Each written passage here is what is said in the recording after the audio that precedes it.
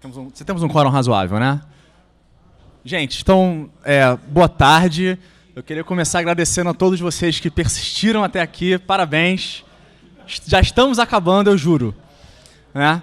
E como eu sei que essa hora tá batendo aquele soninho bacana, né?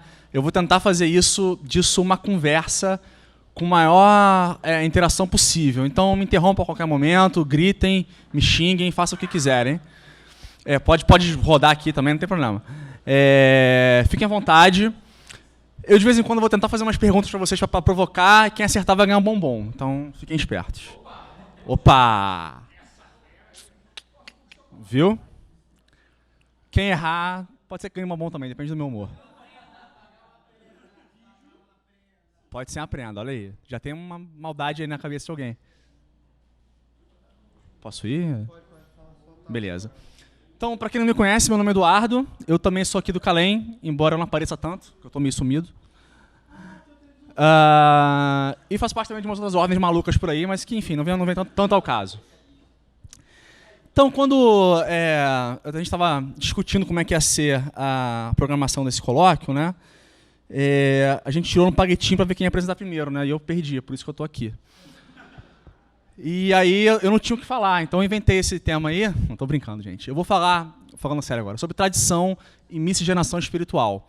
Que, na verdade, eu pretendo que seja uma conversa dividida em duas etapas. Eu vou explicar rapidinho depois como é que vai ser isso. E eu vou explicar porque eu usei a palavra miscigenação espiritual e não sincretismo, uma coisa assim. Eu vou tentar falar sobre isso depois. Vamos ver se vai fluir e vai dar tempo. Então, vamos lá. Na verdade, 3 partes, desculpa. Eu vou dividir essa nossa conversa em 3 partes. A primeira parte vai ser falando a mesma língua, onde eu vou querer combinar com vocês o significado de 2 termos que a gente vai tratar muito aqui. É só uma combinação, só isso. Só para a gente não ficar depois confuso, achando que não entendeu alguma coisa. Na verdade, vai ser chover um pouco no molhado, porque o Flávio já fez isso muito bem na primeira apresentação. Então, vai ser rápido, né? Na segunda parte, eu vou apresentar um estudo de caso. Não vai ser também uma coisa rápida também. E no final, eu vou fazer a tão famosa provocação. Tá? Vamos lá. Então, primeiro, vamos botar os pingos nos is. Vamos acertar aqui o nosso jargão. Né? Muito já se falou aqui de tradição. E aí, eu não fui pegar lá o radical da palavra, né, que o Flávio foi muito mais eficiente do que eu poderia ser nisso, mas eu fui no dicionário. A maneira mais rápida e fácil de você ver o que alguma coisa significa. E aí eu fui lá e separei dois significados da palavra tradição que eu achei que eram pertinentes para a gente começar a discutir aqui. Tradição, comunicação ou transmissão de um fato ou de uma notícia. Tudo aquilo que se pratica por hábito ou costume adquirido. Como já foi falado aqui, tradição, então, é alguma coisa que você passa. Você passa do pai para o filho, do mestre para o aluno, do professor para o estudante. Isso aí o Peu e o Flávio já falaram muito bem, não vou me deter muito nisso. E o que eu acho que a gente tem que ter aqui na cabeça para essa conversa é que a tradição pressupõe que não haja corrupção. Ou pelo menos a gente entende isso de uma maneira, né, muito forte. A tradição é algo que, como o Flávio falou, vem puro, né? Ela vem sem corrupção ou sem corrupções significativas ou muito grandes. Então, essa é a primeira coisa que eu acho que a gente precisa combinar aqui. De quando eu falar em tradição, eu estou falando disso. Tá? E a outra coisa que está no título, que a gente pode tentar acertar aqui o significado, é a miscigenação. Miscigenação é uma coisa que eu peguei emprestado lá, um pouco mais desses processos biológicos, né? Que é um processo aí de cruzamento de indivíduos de raças diferentes. Né? Isso aí, claro, para humanos, esse negócio de raça, a gente sabe que isso não existe, né? Isso já está super caído, mas enfim. Por que eu usei miscigenação espiritual, que não inventei isso também, esse termo já existe, né? E não apaguei para o sincretismo, que é mais famoso aqui, entre a gente escuta lá no colégio, né? O sincretismo dos escravos, naquela aula de história, tudo isso. Por que eu fui para miscigenação? Porque me interessa mais falar aqui hoje com vocês sobre o cruzamento de práticas e ideias espirituais, mais do que necessariamente o que o sincretismo, talvez erroneamente, nos passa muito, que é uma questão de sobrevivência, o cara sincretizou ali para poder manter a coisa de uma maneira, num ambiente opressor. Eu quero fugir dessa ideia por enquanto. Então, vamos pensar na tradição, como uma coisa que a gente tenta manter pura, né? Certo ou errado, isso sendo eficaz ou não. Por enquanto, a gente não importa para a nossa discussão aqui. E a miscigenação, como essa mistura, esse cruzamento, né, essa interconectividade dessas coisas aí. Então, vamos lá. Vamos partir, então, para o que interessa. Eu acho que essa imagem tem tudo a ver com a nossa conversa, porque veja o que eu acabei de falar de tradição e miscigenação. E quando você pensa em mistura na tradição, para mim, pelo menos, vem essa imagem aí. Quer dizer, é a miscigenação dando um socão na tradição, dando um nocaute dela. Acabou a tradição, cara. Eu vim aqui e misturei tudo. Você fazia assim, você tinha uma coisa X, eu vim com uma Y e a tua X já era. Foi embora. Olha o socão aí, ó. Buf. Perdeu. Não tem mais aquilo. Virou uma coisa nova. E foi embora. O que eu vou tentar conversar com vocês, e o estudo de caso vai tentar tentar convencer vocês um pouco, pelo estudo de caso, de que é possível, é que haja um outro cenário, onde a tradição e a miscigenação, elas estão equilibradas e conversando. Tá? Então a gente tem o Gandalf, que é a tradição, a nossa tradição aqui, né? Nós somos herdeiros da tradição esotérica ocidental europeia, né? E tem ali o boneco voodoo ali, porque eu não achei um emoji melhor. Né? O meu feitiço de emoji não ficou tão bom, Vinícius, desculpa. Mas... aí, e embaixo, o triângulo para equilibrar embaixo é um triângulo da manifestação, porque vai que baixa alguma coisa aqui, né? E nunca se sabe. Seria bem interessante, mas acho que não vai acontecer. Então, para falar disso, eu vou puxar o estudo de caso. E para falar do estudo de caso, eu vou fazer uma volta no tempo e também um passeio pelo espaço aí, vamos dar um pulinho em outro lugar. No lugar que é a meca do esoterismo, o lugar mais famoso de todos os esotéricos. É um lugar que todo mundo conhece, já foi falado várias vezes aqui. Quem adivinhar onde é vai ganhar um bombom. Peraí. Facebook também seria. Você vai ganhar um bombom pela sua participação. Mas ele ganhou, é Egito. Toma um bombom. Mas você vai ganhar pela sua participação. Parabéns, foi inventivo. Toma aí. Então vamos lá. Gente, o Egito é um lugar incrível. Do Egito veio o tarô. Veio o tarô. Veio o tarô. Do Egito veio a maçonaria. Ela veio do Egito, gente. O Flávio estava errado de manhã, ele não sabe de nada. Veio do Egito. O que mais veio do Egito? Nem sei. A Mork veio do Egito. Certeza que a Mork veio do Egito. Tá? Resumindo, toda a macumbaria do mundo veio do Egito. Tá? Então, saibam disso. Tá aqui o incrível Egito e as pirâmides que vieram do espaço. É claro. Ou seja... elas vieram do espaço. Ou vão para o espaço, eu estou em dúvida ainda. Então, vamos lá. Falando do Egito, né? Essa é a mistura da Grécia com o Egito. Vamos lá. Essa é a parte legal da apresentação. Essa pessoa aqui todo mundo... vai ficar rindo um pouquinho também. Essa pessoa aqui todo mundo conhece, né? Quem é essa pessoa? Vamos lá. Mais um bom. Errou. Elizabeth Taylor. Mas, toma. Parabéns. É a Cleópatra. Né? A Cleópatra eu acho que é o personagem... Parece também, parece. Vai ganhar um bombom também porque parece. Esses bombons eles vão acabar em menos de 10 minutos.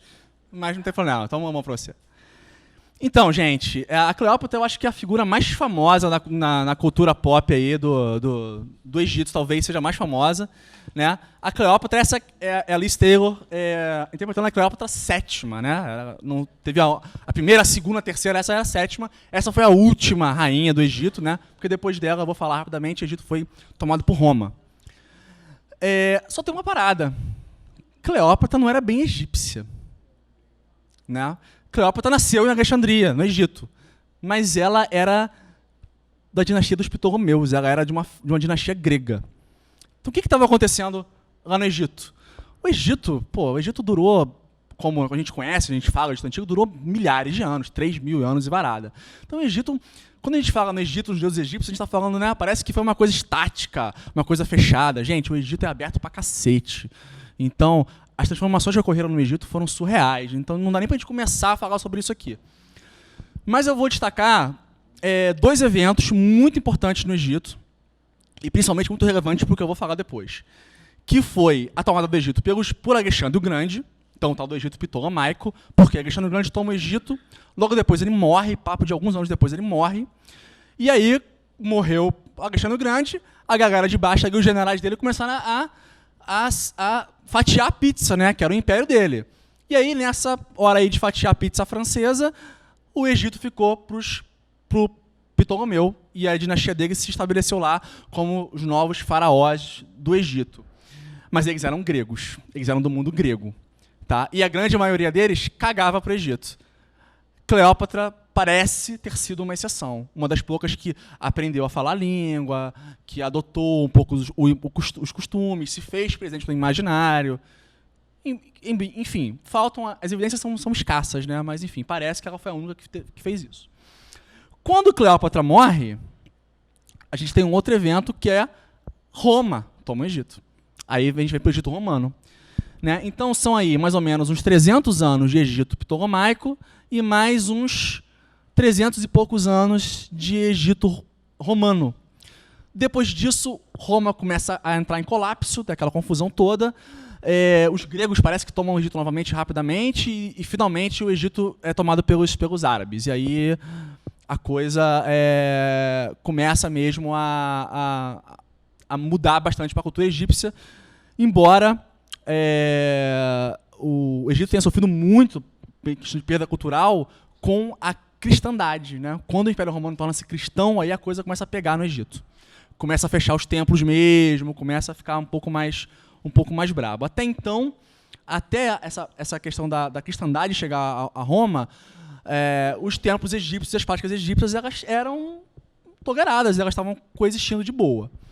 Claro, com modificações, mas existindo de boa. Então vamos lá, por que eu estou falando da Cleópatra, do Egito, das pirâmides? Por que eu estou falando disso aqui? Né? Desculpa, é porque a pessoa faz a apresentação em cima da hora e não decora a ordem das coisas. Então, desculpa, eu vou falar uma coisa antes. Eu estou falando aqui de mistura de cultural, de espiritualidade, mas eu vou fazer um recorte muito específico no nosso rolê. Vamos falar de magia, tá? Que eu estou colocando dentro do grande grupo de espiritualidade, um subgrupo de magia ali. Podem discordar de mim, depois a gente conversa sobre isso, não tem problema. Tá? Para nossa discussão aqui, a gente vai esquecer o que o Crowley falou. Tá? Magia, a ciência, a arte de mudar, conforme... Esquece o Crowley. O Crowley está falando isso no rolê dele, de Telema. Isso não é o que... Se você pegar o que as comunidades e as sociedades entendem por magia aí ao longo do tempo e do espaço, isso não é definitivamente o que vai definir magia para todas elas. Então, eu roubei do Stephen Skinner, que é um pesquisador bem famoso nessa área aí, de magia e mundo antigo e tal. Eu roubei dele essa que parece ser uma definição que vai funcionar para a gente trabalhar para o resto da apresentação. Magia, então, para a nossa conversa, é qualquer técnica ou, enfim, né, qualquer coisa que vai alterar a realidade através de métodos baseados em mecanismos não naturais. Tá? Então, o que isso quer dizer? Sentou, rezou, para o fulano se curar, fulano se curou, é magia. Tá? Fez o bonequinho voodoo, espetou, o maluco caiu morto, é magia. Tá? Pois é isso. Tá? É nesse contexto mais amplo aí. E magia, vocês devem ter ouvido falar, magia, por acaso, acho que vocês ouviram falar, magia é uma coisa muito forte no Egito, né? Parece. Já na Antiguidade, o Egito já era um lugar conhecido como uma fonte de conhecimento mágico, esotérico muito forte. Isso é bem sério. Se eu não me engano, acho que está no Talmud dos judeus, alguma coisa falando assim, uma citação mais ou menos assim, né? 10 porções de magia foram distribuídas no mundo, 9 foram para o Egito. O resto para o resto da galera. Então todo mundo se ferrou, o Egito está lá, muito, muito bem, obrigado. E os gregos e outros povos todos já conheciam o Egito como um lugar de muito saber. Um saber esotérico, enfim, e outros saberes também. Né? Então vamos lá. O que eu estou querendo falar com essa mistura de Grécia com o Egito? O que aconteceu aí nessa troca de culturas? Porque, quando os gregos chegaram lá, eles trouxeram a cultura grega com eles e pegaram um pouco da egípcia. Roma, a mesma coisa. Um pouco menos, parece, porque Roma já bebia muito da fonte grega. Muito, muito. Então, rolou ali uma coisa que não foi tão óbvia quanto o que rolou quando os gregos chegaram no Egito. Né? E a magia, por ser uma coisa que estava acontecendo no Egito de maneira muito viva e muito corriqueira, tem um pesquisador do Oriental Institute de Chicago, que é o Robert Hittner, ele, na tese de doutorado dele, que está publicada como um livro, no final eu boto lá como, para quem quiser dar uma pesquisada depois, o nome certinho, ele fala que no Egito Antigo, magia e religião eram indistinguíveis. Não existia essa coisa. Isso é magia, isso é religião. Como a gente vê alguma discussão contemporânea. Naquela época, não tinha isso. Para eles era a mesma coisa, tudo. Então, você imagina, era uma coisa muito presente. As pessoas estavam fazendo religião, estavam fazendo magia o tempo todo. Claro, né, gente? Não o cara que estava lá, né, carregando pedra. Mas, enfim, era uma coisa que funcionava, que estava ali permeando a sociedade. O que surgiu aí nessa época aí, entre o Egito Ptolomaico e o Egito Romano? Surgiu o documento esotérico, vou ser ousado, tá? Mais importante que a gente tem notícia hoje. São PGM, que é a abreviação para papiros mágicos gregos. Nesse bolo eu coloco também os papiros mágicos demóticos. Mas, enfim, o PGM foi um documento, foi produzido nessa época. O que são esses papiros mágicos gregos? E por que eles se chamam gregos se eu estou falando do Egito? Né? Vamos falar disso aí. Tá? Então aqui é só um mapinha do Egito Antigo, só para falar. Esses papiros eles foram descobertos numa tumba em Tebas. Tebas está aqui para baixo. Tá? Lembrando que Alexandria, que era o grande hotspot aqui do Egito no mundo grego, estava aqui. Né? Eles foram descobertos na tumba de um mago. Né? Então, o que são esses papiros? Eles acredita-se que eles sejam as anotações do mago. O cara foi lá, sentou, anotou. Essa magia para fazer alguma coisa. O cara foi lá, anotou. Fala. Então, eu ia falar nisso um pouco mais adiante, mas sim, é possível que os magos fossem sacerdotes, alguns, porque no Egito, principalmente, acontecia o seguinte: os sacerdotes eles não serviam o ano inteiro no templo, pelo menos durante esse período aí. Né? Lá, mais para a antiguidade, eu não sei dizer. Eles serviam 3 meses do ano nos templos. Esses 3 meses podiam ser intercalados, se eu não me engano, tá? Mas tinham que ser 3 meses, aparentemente. E, nesse tempo, ele era sacerdote. Então, ele observava todos os dogmas, todas as que tinha que observar. Não podia comer peixe, que era uma coisa muito comum. Não podia comer peixe. Então, ele não comia peixe durante aqueles 3 meses. Acabou isso, acabou de servir, ia para a casa dele normal. Família, mulher, esposa, não sei o quê, baraná. E aí, ele tinha uma atividade. Como ele tinha uma educação eclesiástica forte, sabia ler, sabia tudo, tinha acesso a isso tudo, eles atuavam muito como magos. Mas há uma outra figura nesses magos, que é um mago mais grego, que está aqui no Egito, do que egípcio, que aparentemente não era um sacerdote egípcio, mas que era um mago meio que de profissão. Um cara que saía andando por ali, sabia as paradas e vendia os serviços. Tá? Esse provavelmente não era um sacerdote. Tá? Mas é possível que houvessem os dois ali coexistindo, houvesse os dois coexistindo. Fala.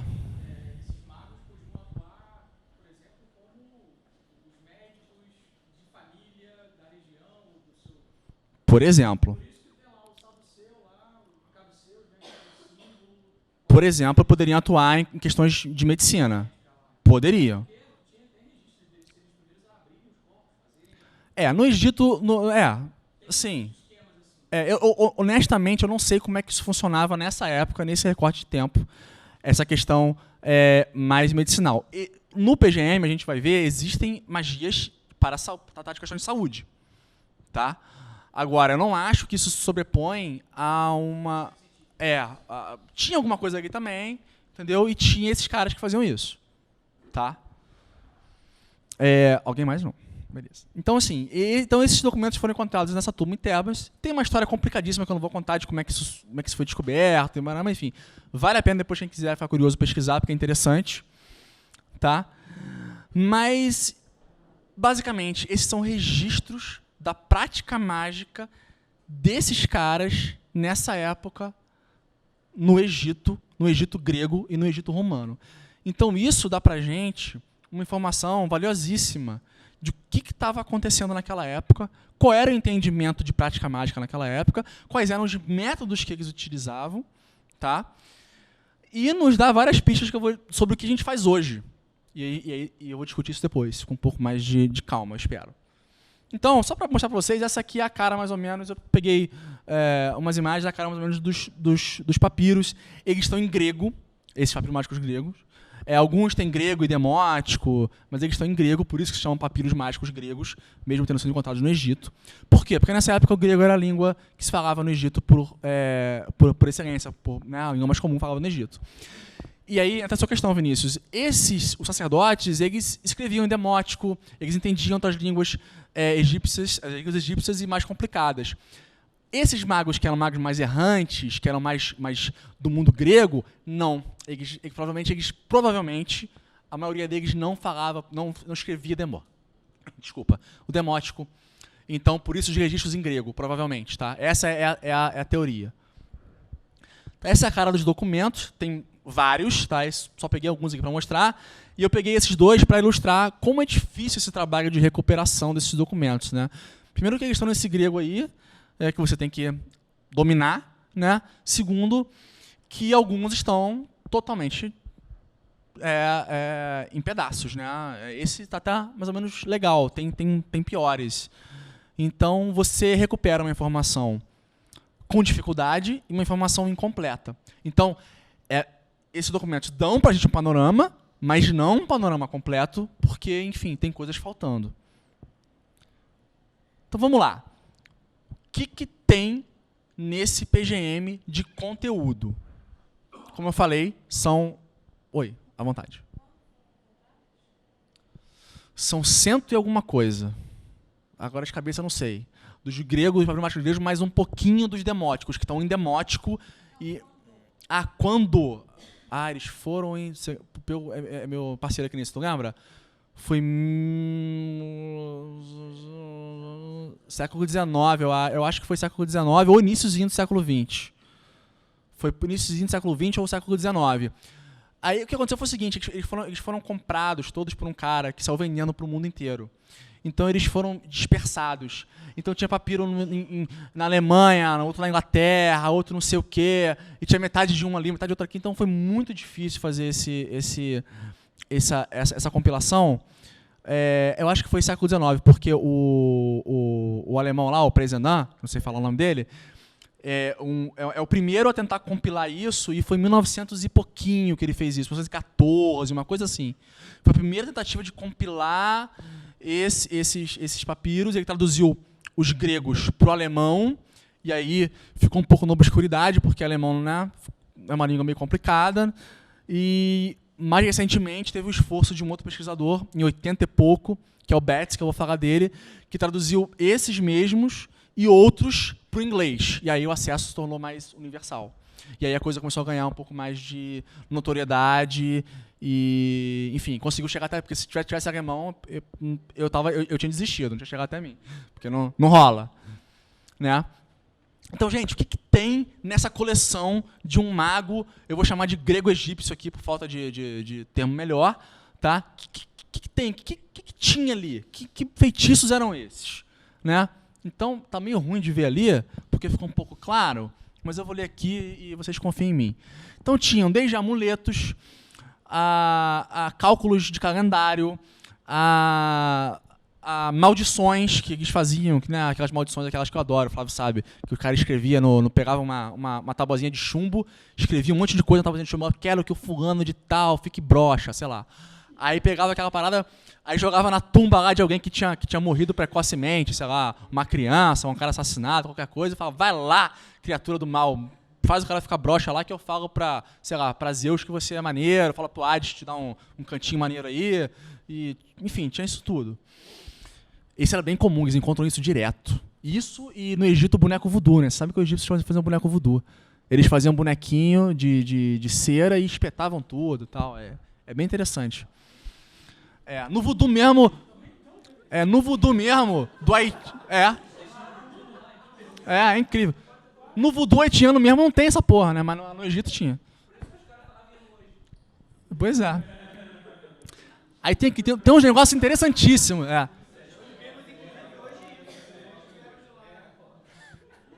Tem uns negócios interessantíssimos aqui, olha só.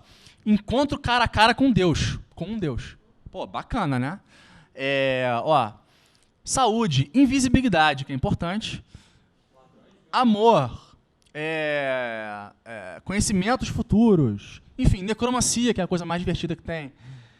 Estátuas mágicas, talismãs, orações, visões, ervas. Cara, tinha de tudo. Esses caras estavam fazendo tudo. Eles faziam de tudo. Eles eram realmente bombril, né? Não tinha essa parada aí. O cara fazia qualquer coisa. Ele estava vivendo disso, ele vendia esse serviço. Você imagina, ele tinha um arquivo ali com tudo. Aí encontrava o outro fulano que era mago. Ô, tudo bem, fulano, você também é mago. Aí trocava uma figurinha e tal, e aumentando aquela coisa. Parece um mago de RPG, né? Que troca magia, bota lá, né? Tá, vamos trocar magia aqui. Na Copa do Mundo, Então, essas interações rolavam, com certeza. Tá aí a gama de coisas diferentes, né? Que os caras tinham lá, feitiço pra tudo. Essa tabela eu também tirei do Stephen Skinner também. Aliás, eu tirei quase tudo do Stephen Skinner. O Stephen Skinner foi, coitado, né? Depenei o cara aqui. Mas ele tem um livrão, que é esse Techniques of Greco-Egyptian Magic, que tem isso tudo e... não, beleza. Tirei a pega do Skinner, pois é. Que é um livro assim, que é uma... Então, toma. Parabéns.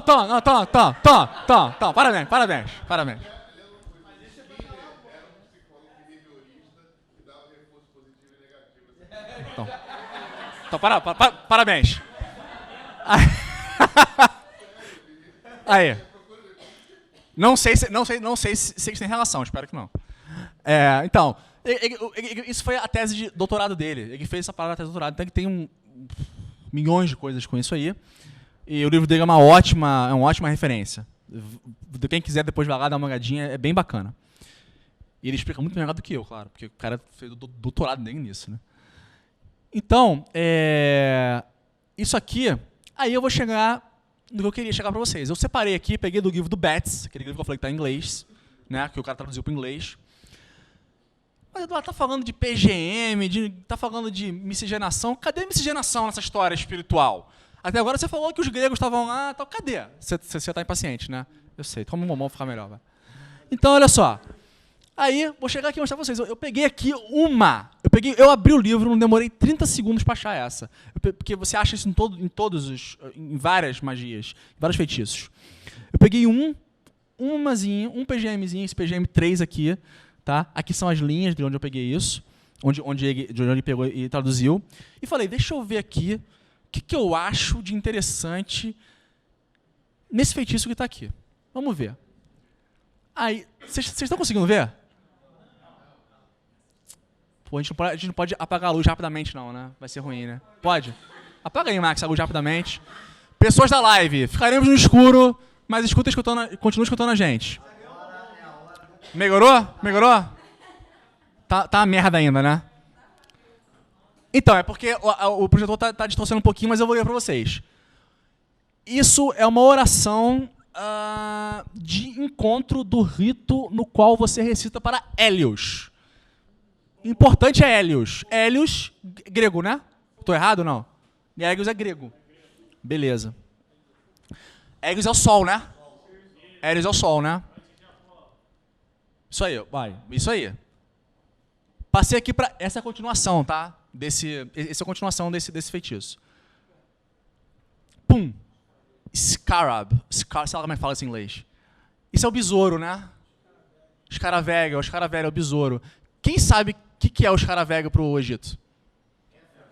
Kefra. Tá. Mas é o... Parabéns, Flávio. É o quê? Carrega o sol. Pô, Hélios, sol grego. Escaravelho, sol egípcio. Já começou a misturar. Tá misturando. Mas para aí. Não parou, não. Acabou, não. Zeus. Ô, Zeus. O cara tá apelando pra todo mundo, cara. O cara é um apelão. Zeus. Não, mas calma aí, não acabou, não. Rafael. Cara, o cara foi para Rafael. Rafael é o quê? Mas de qual cultura? Quem falou? Quem falou? Quem falou? Foi você, toma. Ah, Eduardo, isso aí foi erro. O Best traduziu isso errado, ele viajou. É, pode ser, o Best traduziu errado, ele viajou. Vamos ver ali embaixo. Adonai. Será que o Best viajou mesmo, cara? Quem falou? Quem falou isso? Toma outro. Eu ia falar disso agora, e vocês preocupados com o choque de egrégora. Bando de bunda suja, né? Os caras lá no Egito misturando tudo, rapaz. Zeus, Hélios, Rafael, Adonai. Aqui, tem abraço também. Cara, eu nem me deu trabalho de ficar pegando tudo. Adonai, cadê? Tem mais um. Não, acabou. Eu tô louco. Então, brother, os caras estavam misturando cultura grega com Egito. Obrigado, Max. E ainda misturaram no meio uma pitada de judaísmo. Importante fazer aqui uma observação, tá? Que antes que achem estranho, Alexandria tinha uma comunidade judaica muito forte. Muito forte. E mal ou bem, geograficamente, a galera estava todo mundo por ali, né? Não era muito distante assim. Então tinha, óbvio, gente, tinha intercâmbio, tinha troca. Então olha o que esses caras faziam. O cara encontrava o mago judeu, pô, cara, eu tô inventando aqui uma situação, tá? Não sei se era assim, gente, tá? E aí, beleza? Trocavam figurinha, o cara pegava uma parada lá e aplicava na prática dele. Sem o menor pudor, os caras misturavam tudo. É muito... Pra gente que somos herdeiros da tradição judaica ocidental, baraná, isso é meio doido. Porque a gente fala toda hora, né? Não, manter a coerência no seu ritual, manter a coerência. Ou então você vai lá no 777 e vê o equivalente para manter a coerência. O cara misturou tudo aqui, cara. Entendeu? Com coerência. Tem coerência? Evidente. O cara era maluco, estão fazendo qualquer coisa. Evidente, tem coerência. Tá? Mas os caras estavam misturando tudo. O negócio era...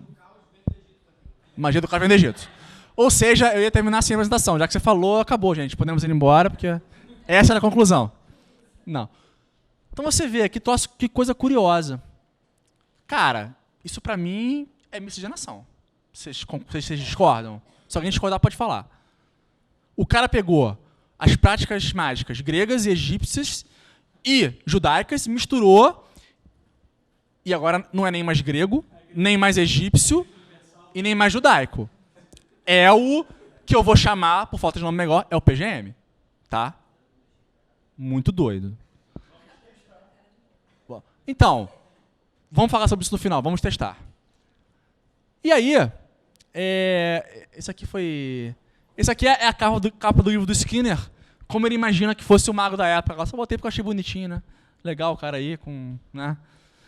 Mas enfim, quando você vai fazer um estudo desses feitiços e rituais do PGM, algumas coisas, algumas características que aparecem nesses rituais, são bem curiosos.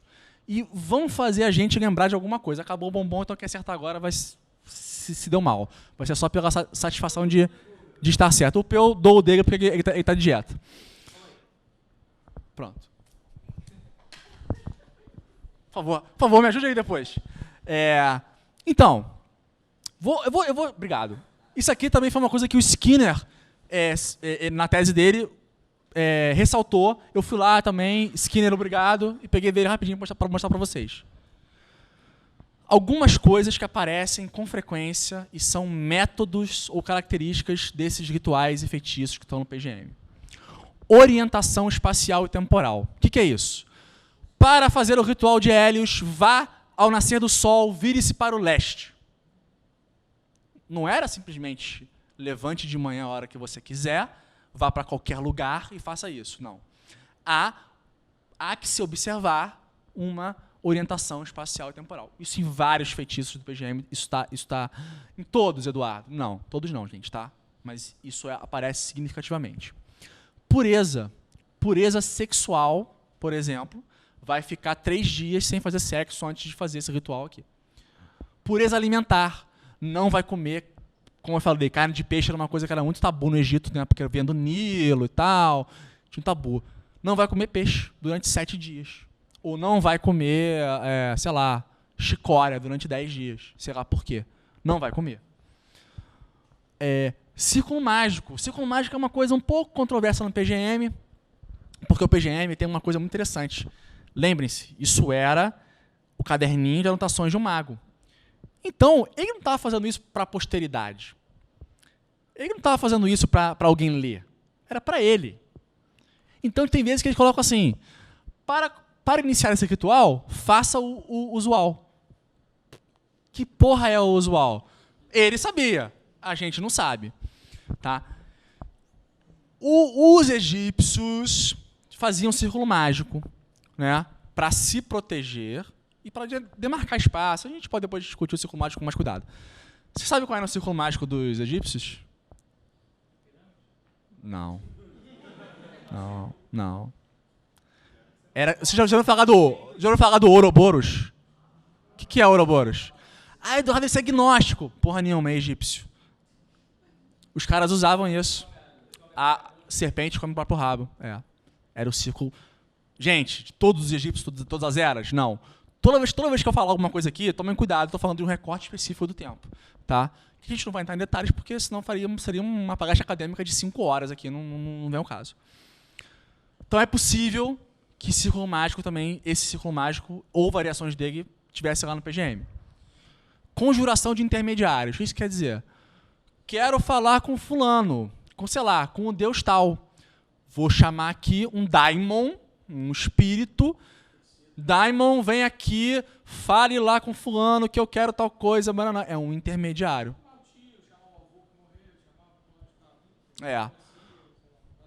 Para os egípcios isso não era tão comum. Os egípcios não tinham tanto isso, parece.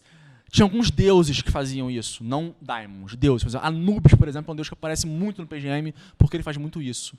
Ele é tipo, nesse sentido, ele é tipo Hermes, né? Ele é mensageiro. Anubis, vai lá e fala pro fulano de tal, não sei o que lá, baraná. Isso tinha. Mas para os gregos isso já tinha essa questão de intermediários, de daimon, já era mais comum. Então, também é uma coisa que aparece. Hierarquia, a noção de hierarquia espiritual, gente. Tem o Deus, tem o intermediário, tem o espírito, e aí se você quer falar com Deus, não sei o quê, se você quer chamar um espírito, fazer alguma coisa, você fala com ele, que você está chamando ele pela autoridade de Zeus, que não sei o quê. Isso tudo está lá. Está lá, perdido lá no meio. Condução coercitiva, isso aqui tá em moda hoje em dia, né? Tá em moda. Fulano, se você não aparecer aqui, eu vou mandar o Deus lá, mandar um raio em você. Tem que aparecer. Os caras ameaçavam. Os egípcios eram engraçados nisso. Os egípcios faziam bullying com os deuses. Vocês sabiam disso? Faziam bullying com os deuses. Eles faziam assim, Osíris, olha só, eu quero que esse ano a cheia do Nilo seja foda. Se não for, sabe aquele ritual que eu faço todo dia para você nascer no dia seguinte, para o pessoal nascer no dia seguinte? Não vou fazer. E tu vai ficar lá no Duarte. O problema é teu. Não vou fazer o ritual. Tu vai ficar lá perdido. Se você não fizer a cheia do Nilo ser boa. Os caras eram muito doidos, cara. Os caras faziam isso. Tábua de evocação. Gente, tinha uma tábua de evocação. Olha só a tábua de evocação grega. Ó, que engraçado. Olha como é que ela é. É uma, né, gente? Tinham outras, claro, né? Olha como é que ela é. Isso está começando a lembrar alguma coisa, não tá? Pois é. Não? Calma, relaxa. Varinha. Os caras tinham varinha. Varinha do Harry Potter lá, os caras tinham. Os egípcios tinham, eles usavam muito essas varinhas de osso, e elas eram curvas, eles usavam. Espada, usavam. Indumentária, tinha que vestir uma roupa tal. Tinha os sacerdotes egípcios, os sacerdotes Sem, eles usavam pele de leopardo. Pele de leopardo. Ó, foca no leopardo. Pele de leopardo. E olha só que legal no final. Licença para partir. Fulano, espírito tal, muito obrigado por ter vindo aqui, valeu, tamo de boa, sou seu amigo, vai com Deus, vai na fé, e quando eu quiser você volta, né? Obrigado. Gente, eu não sei se quem de vocês aí está por dentro do que eu estou querendo falar, mas eu vou perguntar. Alguém vê isso aqui e lembra de alguma coisa imediatamente? Goécia. Pô. Olha lá. Olha lá o mago medieval fazendo a Goéciazinha. Olha lá, olha ele lá. Olha ele lá. Gente. Gente, não estou falando, não vou ser ousado a ponto de falar essa tese. Não é uma tese que várias pessoas defendem, eu não inventei isso, tá? Eu não vou ser ousado a ponto de falar que a Goécia é uma magia de Salomão, né, como a gente chama de magia salomônica, enfim, veio diretamente do PGM. Fala. Salomão veio do Egito, com certeza. Com certeza, Salomão veio do Egito. Alguns. Há muita variação em Goécia, mas alguns sim.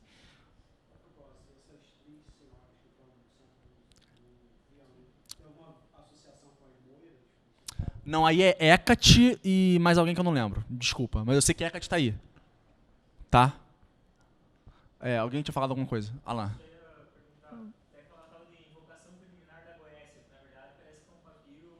É o Headless One. É o Bornless.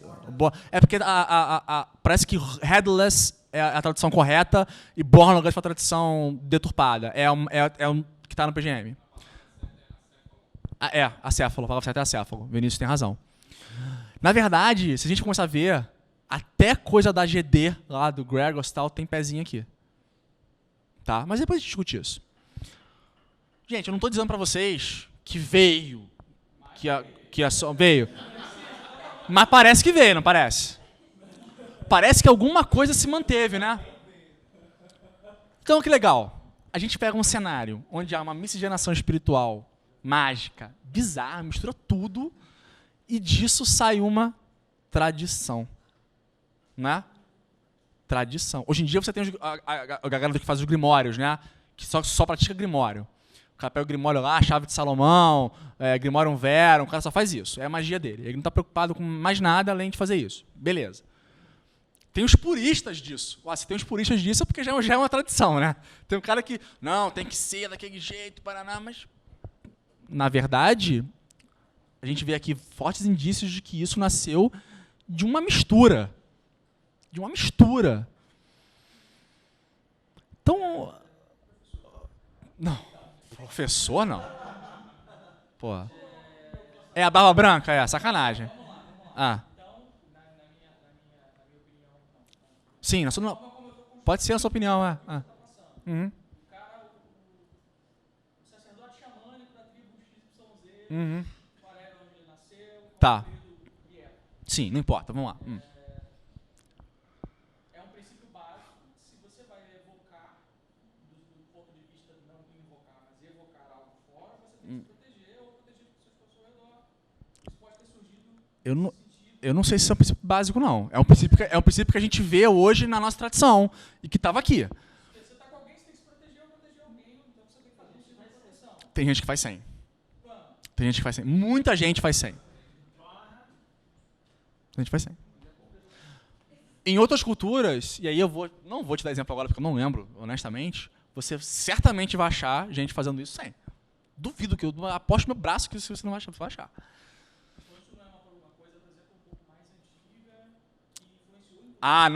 Não, olha só. Provavelmente, muita coisa de Egito, eu posso te falar isso, veio da Babilônia. Muita coisa. Cada vez mais, os caras estão puxando isso e vendo que muita coisa veio de lá. Veio, quando eu falo veio, gente, não é que veio bonitinho, igualzinho, né? Teve a influência babilônica, né? Então, sim, é possível... Obrigado.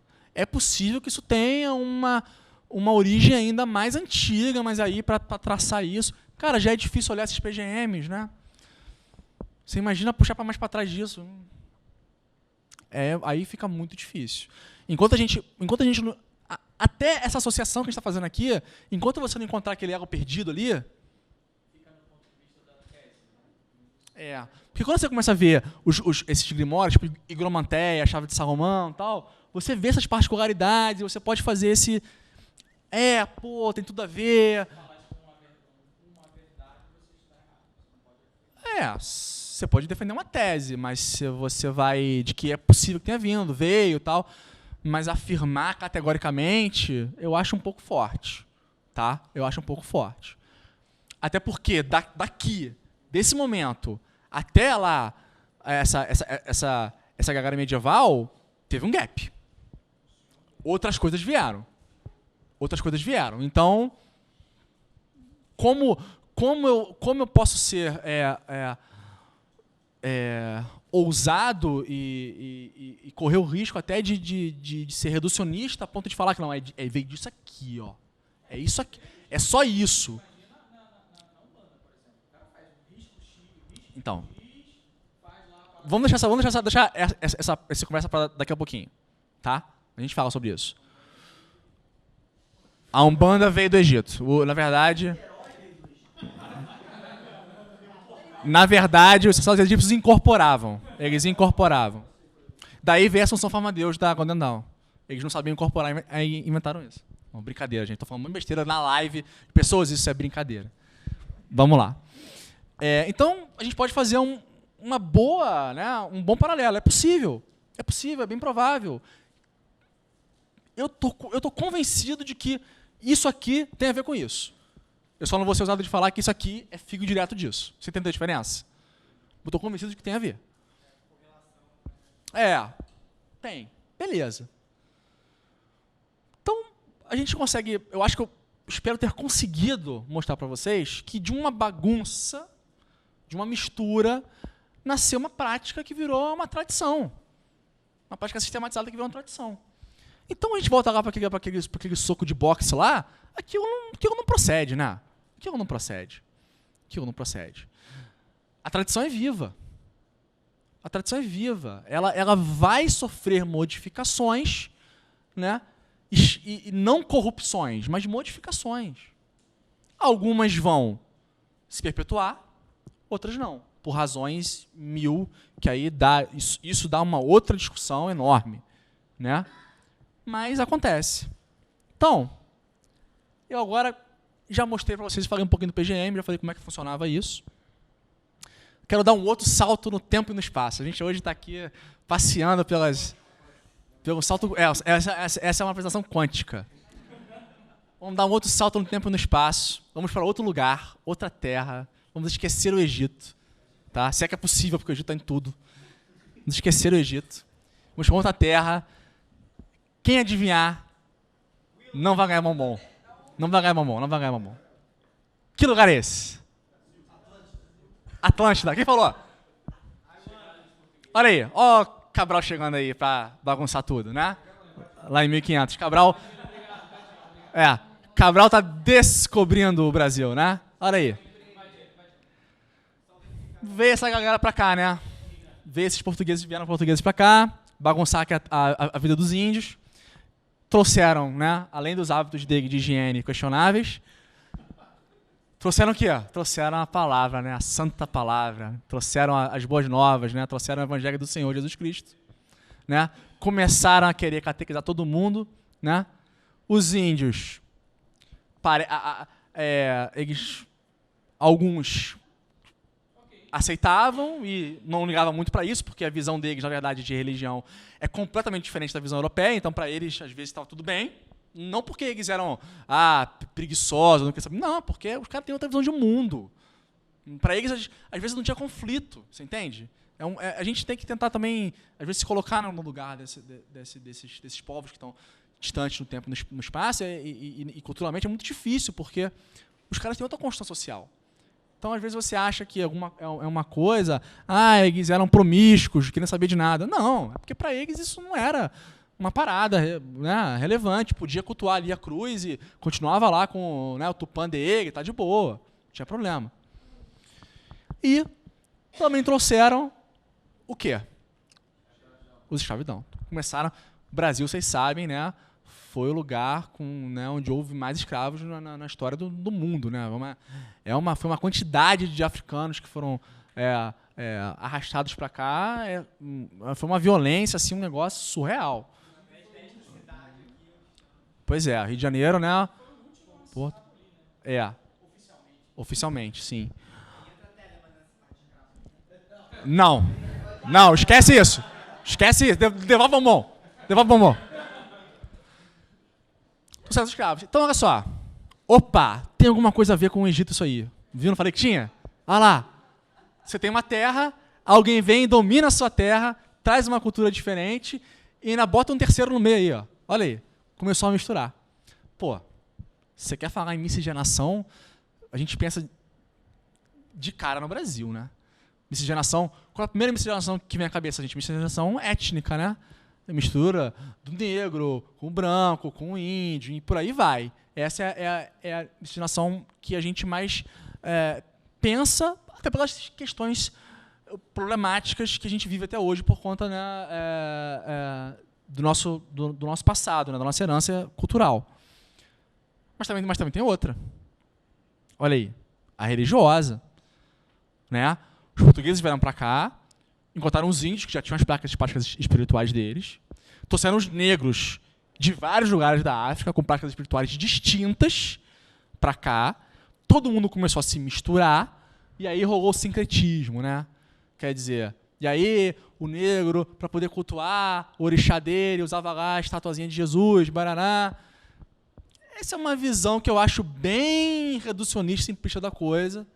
Mas, enfim, a gente sabe que, por uma série de processos complexos, que também a gente não vai discutir aqui porque não vem ao caso, rolou toda essa miscigenação espiritual aí, e disso várias práticas surgiram e religiões que são tipicamente brasileiras floresceram, né? Pô, beleza.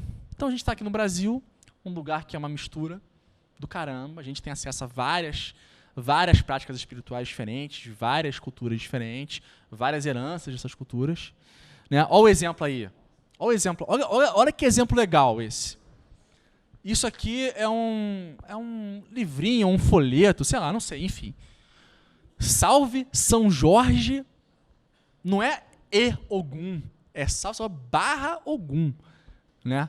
Quer dizer, é mesmo pro cara que é a mesma coisa, né? É reducionista também. Eu não gosto disso, tá? É reducionista. Mas, enfim, olha, é só para ilustrar, olha como é que tá a mistura. A mistura é tanta que chegou nesse ponto aí.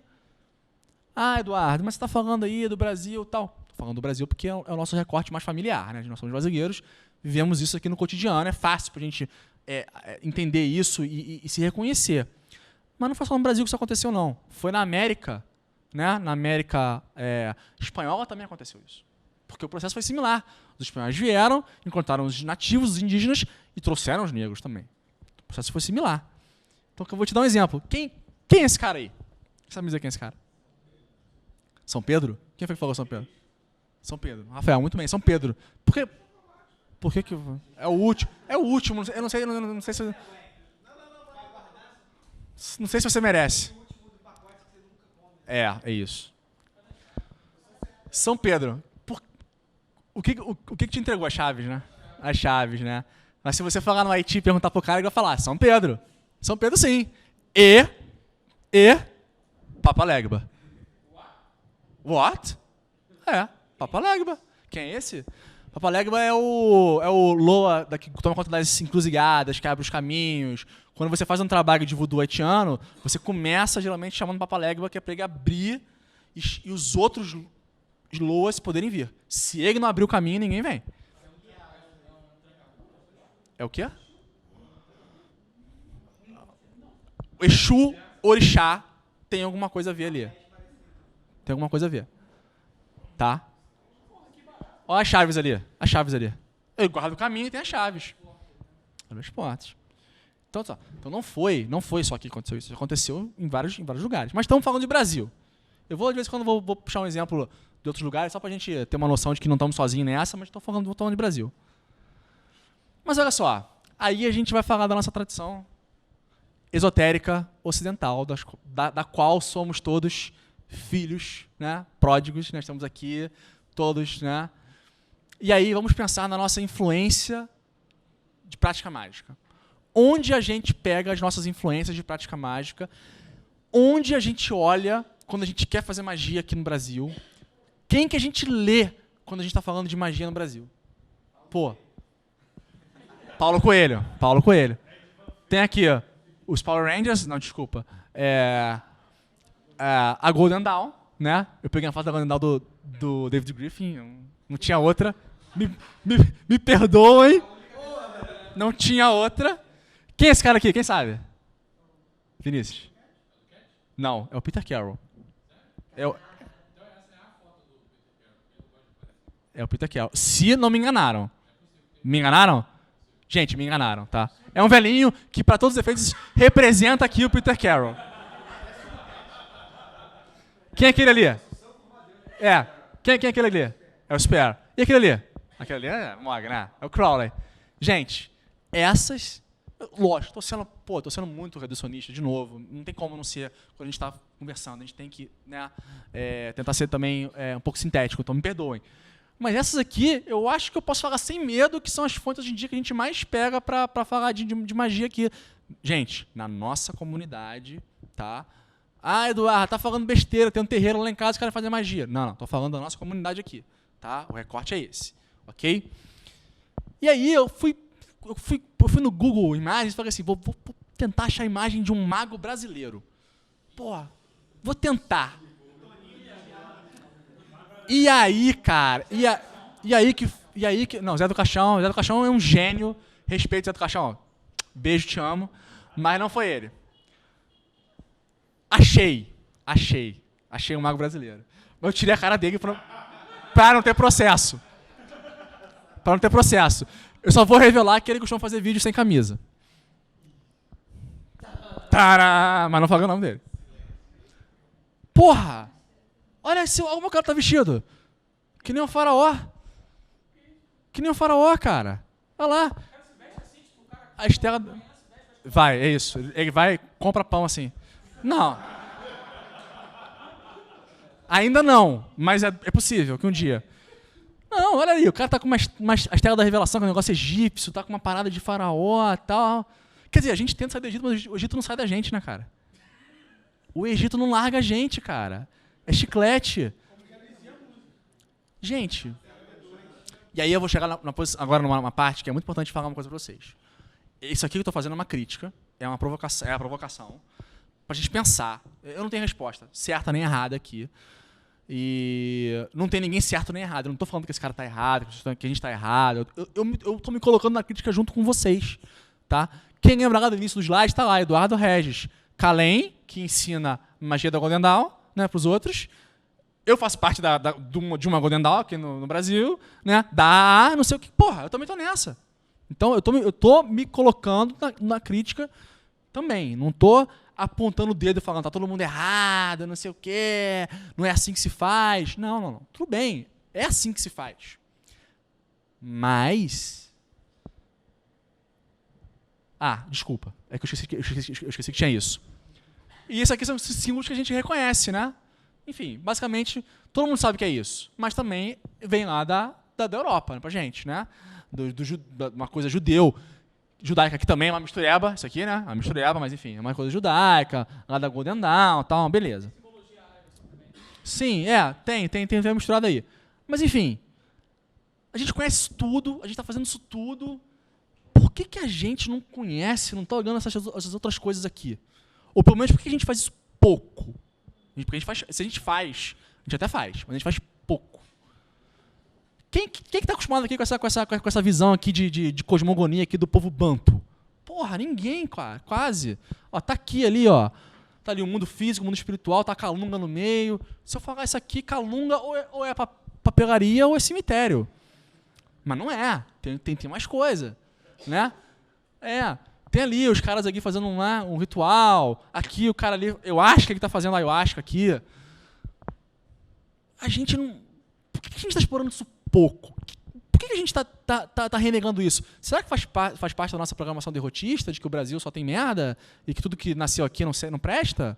Aí, Vinícius, pode ser. Mas pode ser. Por que a gente não está olhando para isso? Bom europeu.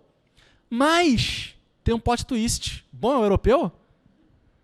Aí eu pergunto, quem está fazendo... Essa provocação. Quem está fazendo o nosso PGM. O PGM que no futuro os arqueólogos de magia, daqui a 3.000 anos, vão desenterrar, né? Aqui no mar, que será o Rio de Janeiro, vão achar os documentos. Quem é que... Porra, se falarem pelo comigo de novo, eu vou embora. Flávio Watts, essa é a resposta certa. Flávio Watts. Quem? A gente acha tudo uma merda. Aí eu vou perguntar, olha só, tem 3 livros aqui. Vinícius, me perdoe por não ter colocado a edição nacional, tá? Tem uma razão para isso. Tem 3 livros aqui. Exu. Todo mundo conhece Exu, né? Todo mundo conhece. Pomba Gira. Beleza. Paulo Mayombe, talvez vocês não conheçam. Paulo Mayombe é uma prática de Cuba. É Cuba, né? De Cuba. Também mistura também a coisa afro com coisa nativa. Tem uma mistura de catolicismo também. Tem uma coisa meio mistureba também. Esses 3 livros são do mesmo autor. E, de novo, vou deixar claro, não é uma crítica a ele. Gosto muito desses livros todos, gosto muito dele como autor, não é uma crítica. É só uma reflexão. Quem sabe quem é o autor desses livros? Vinícius, você não conta. Hã?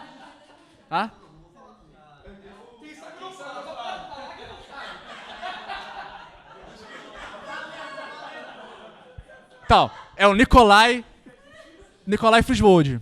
O Nikolai Frisvold mora no Brasil, mas ele é norueguês. Ele é norueguês. O maluco da Noruega veio pra cá. Beleza, não tem gago não. Achou a parada aqui maneira, não sei o quê. Tá jogando pro mundo. Ele tá errado? Ele tá certíssimo. Esses livros aqui são todas edições da Scarlet Imprints, que é uma editora inglesa. E isso vende que nem água lá. E os caras piram.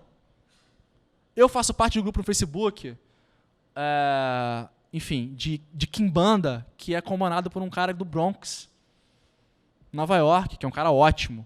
Tal. Os malucos piram, os caras estão fazendo Kimbanda lá. Sessão de Kimbanda lá, você andando vela pra Pombagira, botando... Outro dia foi notícia no jornal na Inglaterra. Acharam um ebó no cemitério. E foi um mistério. Ah, pô, tá de sacanagem, não sei, pô. Aí, acharam um ebó. Aí a teoria é que colocaram aqui pra envenenar os cães. Enfim. O cara da Noruega tá fazendo isso. E a gente tá... O bonde tá passando pra gente. O bonde tá passando. Pode.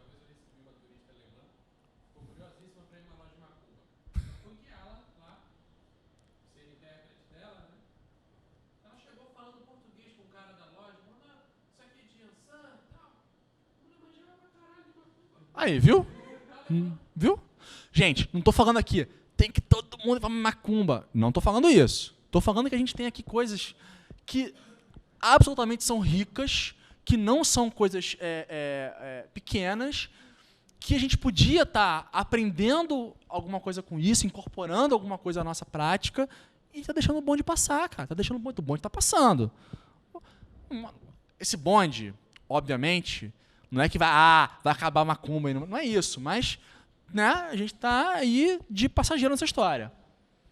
Para terminar, tem um cara, olha aí, lançou esse livro aqui agora, Magister Officiorum, também pela Scarlet, um livro pequeno, tem 85 páginas, seguindo uma sentada o livro, mas é maneiro.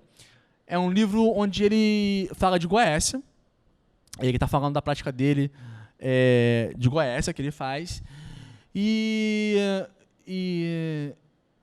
alguém sabe, alguém já tinha ouvido falar desse livro? Vinícius, você vale agora, não? Esse livro é de um brasileiro, é do Júlio César Ordi, é um brasileiro, mas ele mora na Austrália já há milhões de anos, não sei quanto tempo, mas ele é brasileiro. E aí ele fez esse livrinho contando como é que é a prática dele de Goécia e falando que nos gaps que ele encontrou, ele preencheu com a prática dele de OBA. OBA, que é uma prática afro-caribenha, lá da Jamaica. Que é a macumba lá da Jamaica, né? Sendo bem simplista. Então, olha só, está começando a acontecer essa parada aí. As coisas da gente aqui estão começando a despertar esse interesse, estão começando a ser alvo de estudo. E aí fica essa pergunta, né? Gente, e a gente aqui? A gente não está olhando para isso. Aí alguém pode me retrucar. Eduardo, mas a gente precisa olhar para isso? Não sei, a discussão está válida. Vamos discutir aí. Não sei. Vamos discutir. Tá? A minha opinião é que sim, mas alguém pode achar que não. Tudo bem. A gente discute. Mas, então, é uma coisa assim que eu fico, cada vez mais isso tem me incomodado, no bom sentido. Tá? No sentido de tirar você da zona de conforto. Me incomodado. E eu e mais algumas pessoas já estamos começando a nos movimentar para tentar mudar esse cenário de alguma maneira. Mas não vale a pena a gente fazer isso no quartinho escuro. Opa, vamos fazer. Não, gente, toma aí, o fígado de vocês também. Tá? É a ideia dessa. A ideia que eu tinha com isso aqui era isso. O fígado de vocês também. Toma o fígado aí, ó. Toma aí o bichinho aí. Vamos fazer, quem quiser, vamos embora. Vamos trabalhar isso. Porque acho que disso aí pode nascer uma coisa rica, uma coisa muito legal, como foi lá, por exemplo, mal comparando, né? Claro, com o PGM. Bem mal comparando mesmo. Então, finalmente, muito obrigado pela persistência de vocês, por termos falado até agora. Calma, segura as palmas. Calma, Sérgio, calma. Eu deixei aqui uma listinha de recomendações, tá? De livros que falam disso ou falam disso marginalmente, mas que vale a pena dar uma olhada. Quem tiver afim, depois pode pegar o slide, a gente passa, é mais fácil. Fala. Alguém fala dessa interseção de Magic e afro-brasileiro Em português? Magic e afro-brasileiro em português? Eu não conheço. Tem o que o nosso amigo falou ali. O nosso amigo falou o negócio dos pontos riscados. Não sei se foi você que falou? Então.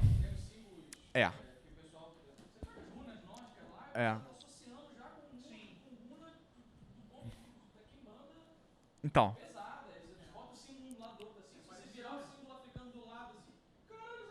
Então. Isso rola. Tem um livro de 60 e alguma coisa aí, Exu, não sei o que lá, acho que é da Luiz Azevedo, que eu acho que é ele que começa com essa parada. Então eu posso estar enganado. E com essa associação de alguns demônios da Goécia, demônios do Grimorium Verum, não do Clavícula, e os sigilos deles e os pontos riscados de Exu de Quimbanda.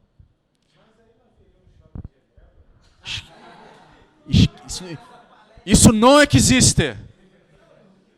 Não, aí a gente pode discutir isso depois com mais calma. Só que, primeiro, porra, de fato é a mesma coisa? É uma corrupção daquilo? Não é? Veio para cá, porque veio para cá, né? Veio São Cipriano, essas coisas vieram para cá com alguns sigilos. É uma corrupção? É a mesma coisa? Não é?